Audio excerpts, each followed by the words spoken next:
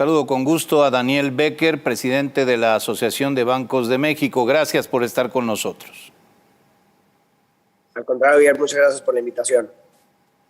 Daniel, ¿cuál es el balance de la convención bancaria que se llevó a cabo a finales de la semana pasada en Acapulco?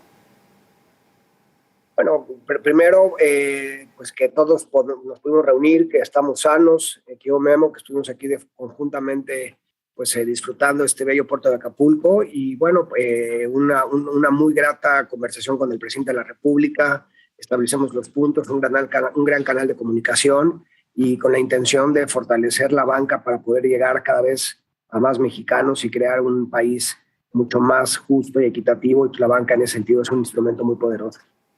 El Banco de México subió medio punto la tasa de interés referencial.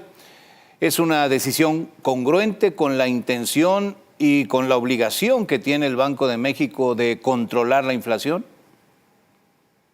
Bueno, pues efectivamente yo creo que si bien hay un choque de oferta muy complicado, Memo, que bueno, generará pues elementos de inflación, yo creo que fue uno de los temas que se estuvieron tocando y bueno, independientemente de la capacidad de la política monetaria, me parece que una de las funciones o el mandato que tiene el Banco de México es la estabilidad de precios, controlar la inflación y subir medio punto pues habla de que se están anclando las expectativas inflacionarias y creo que eso es muy positivo para el país y para el sistema.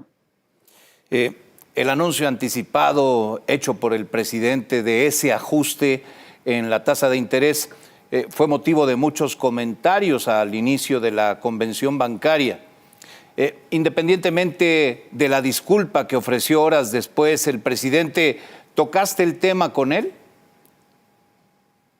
Sí, tuve la oportunidad de reunirme con él antes y bueno, como tú luego lo viste públicamente, lo hizo conmigo y luego lo hizo públicamente, reconoció que se equivocó y me parece que cuando un hombre de Estado reconoce que cometió un error y pues lo engrandece mucho, ¿no? Esa forma se disculpó particularmente me imagino que ante la Junta de Gobierno y pues yo creo que es muy loable, ¿no? Todos los seres humanos cometemos errores, yo creo que pues, él se enteró como cualquier presidente, no es su función avisar la decisión de política monetaria, pero el hecho de haberse disculpado me parece que lo pone en un lugar pues muy alto al presidente, ¿no? Le da altura. ¿Es suficiente la disculpa? Quiero decir, ¿deja tranquilos a los banqueros respecto al respeto que debe tenerse desde el gobierno a la autonomía del Banco Central? Mira, Memo, yo te lo pondría de esta forma. Para un presidente en un contexto de menor actividad económica, incrementar las tasas de interés, pues nunca es lo que eso no genera capital político. El hecho de que hayan aumentado no solo un cuarto de punto, medio punto la tasa de referencia, pues habla que el Banco de México está haciendo su mandato. Siempre acuérdate que ha existido esta tensión entre Hacienda, el gobierno federal, los bancos centrales cuando son autónomos, como es el caso de México, y si hubiera habido interferencia, pues seguramente no hubiéramos visto un incremento tan importante. Yo creo que fue un aviso de rutina y simplemente pues ahí hubo un error de comunicación de cara, que el que tiene que avisar eso es la Junta de Gobierno y no el presidente. Sí, eso queda claro. ¿Cómo ha sido la comunicación con Victoria Rodríguez? Esta fue su primera convención bancaria como gobernadora del Banco de México. ¿Cómo consideran ustedes su desempeño? Yo he tenido 2 reuniones con ella anterior a la convención y hoy, bueno, tuvimos en esta ocasión, este fin de semana, tuvimos también la posibilidad de charlar largo. La verdad es que yo veo una mujer muy comprometida y con una gran claridad de la responsabilidad que trae sobre los hombros, con una claridad absoluta del mandato que tiene el Banco de México y pues muy sólida en el sentido de lo que tiene que hacer y la responsabilidad que tiene. Yo te diría, Memo, que en unas conversaciones sumamente constructivas. Daniel Becker, presidente de la Asociación de Bancos de México, se ha acuñado el término de estanflación para referirse al estancamiento económico combinado con inflación. ¿Cómo esperas que concluya el año en crecimiento económico e inflación en nuestro país? Bueno, yo creo que cuando hablamos de estagflaciones, que vemos que no hay crecimiento y que hay inflación, yo creo que lo que vamos a ver este año no es crecimiento, quizá no el crecimiento que originalmente habíamos establecido. Faltaría ver algunos temas y cómo va evolucionando el tema de la formación de precios. Todavía no se envían los precriterios de política del presupuesto al legislativo. Lo que es muy probable es que sí veamos un crecimiento que esté en el orden de 2.5 a 3,5%. Me parece que ese es el rango que podríamos observar dadas las condiciones actuales, y quizás una inflación que ya podía estar superando el año entre el 7 y el 7,5%. Y bueno, pues yo creo que estamos viviendo una época de inflación global, no es un tema exclusivo de México, mucha de la inflación es importada y otra pues sí evidentemente se genera aquí, pero como tú sabes, este tema del conflicto bélico pues ha generado unos temas al de por sí ya dañado proceso de cadenas de suministro, y esto vino a exacerbarlo, y pues es probable que la inflación sea menos temporal de lo que todos hubiéramos deseado.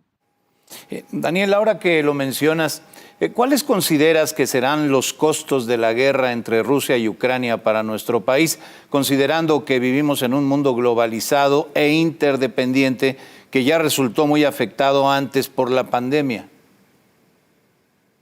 Pues yo creo que eso dependerá, Memo, cuándo termine el conflicto bélico, qué tan profundo sea. Yo te puedo decir simplemente, a ver, 3 elementos importantes. Entre Ucrania y Rusia se produce el 30% del cereal que se consume en el mundo.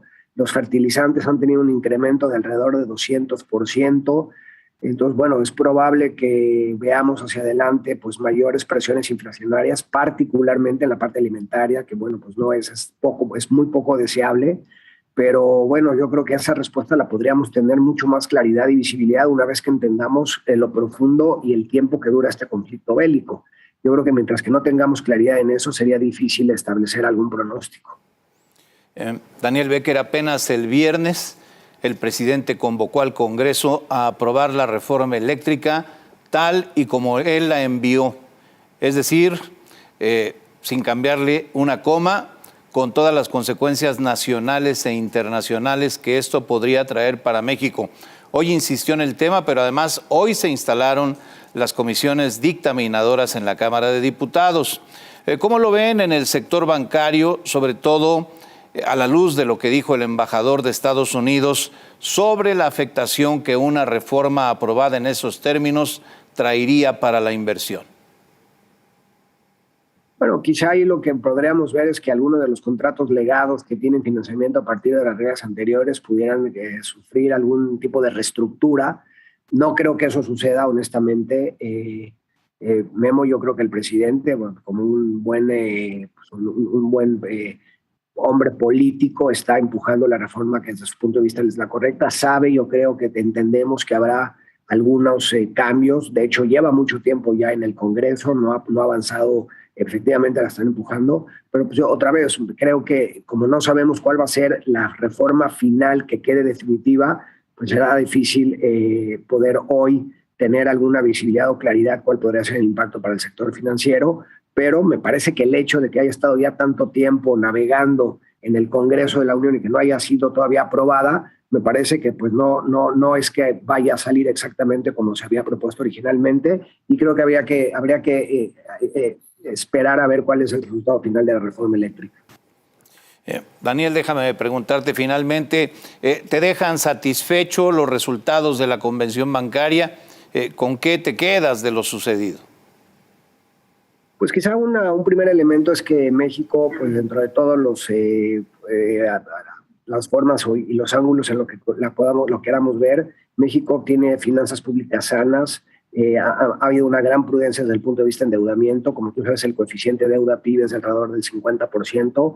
Creo que México está mucho mejor equipado para absorber choques del exterior y del interior, de los locales. Creo que en ese sentido la banca eso le permite hacer su trabajo de mucho mejor manera. Otro elemento creo es que los canales de comunicación con los diferentes reguladores y con el propio presidente de la República están abiertos. Y creo que un tercer mensaje, vemos que independientemente de un contexto tan difícil desde el punto de vista económico, yo diría con un mundo insólito, ¿no? Donde justo como tú comentaste, después de la pandemia entramos en este conflicto bélico, México tiene hoy todos los elementos con un instrumento súper poderoso que se llama el Tratado de Libre Comercio, el nuevo TEMEC, donde se quiere fortalecer la zona del hemisferio norte de América, y yo creo que si logramos capturar el valor de eso, México estará en capacidades de tener un crecimiento hacia adelante mucho más vigoroso.